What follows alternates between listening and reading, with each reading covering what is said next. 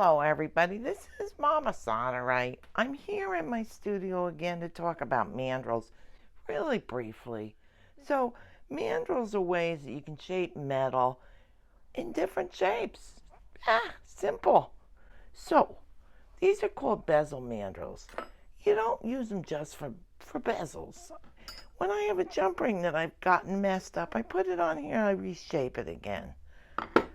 There's all different sizes. There's square, there's oval, there's rectangular, there's round. There's so many different kinds. There's also different kinds of types. And this set was a cheapie, and I hardly ever use it, but it's got some interesting shapes in it, so Mama likes it. It's never too late to have too many tools. This one's a weird one.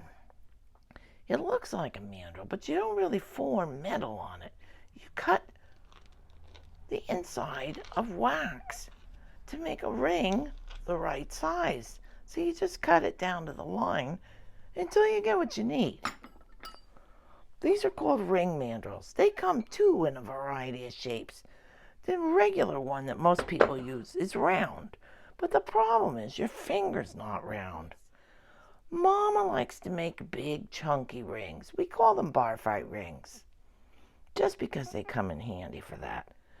But sometimes you need to make a ring, especially if it's got a big honking top on it, so that it doesn't roll around your finger. There's two ways that I can think of off the top of my head.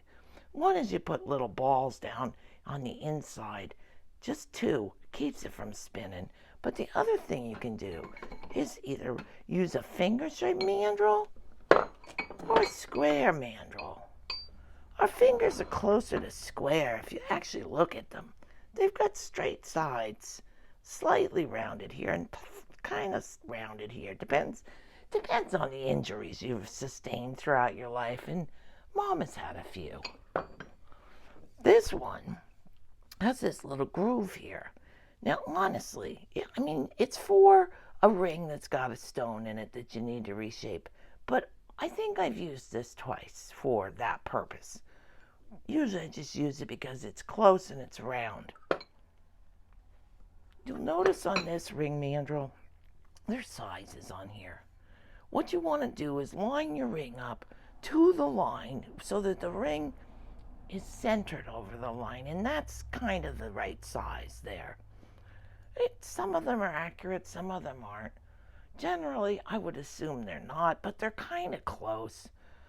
So if you're shaping a ring, you just use a mallet.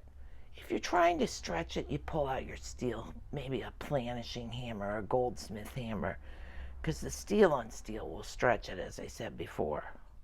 But these are nice to have, especially if you're resizing something or making a new ring. When you're using a mandrel, you have to remember to turn it.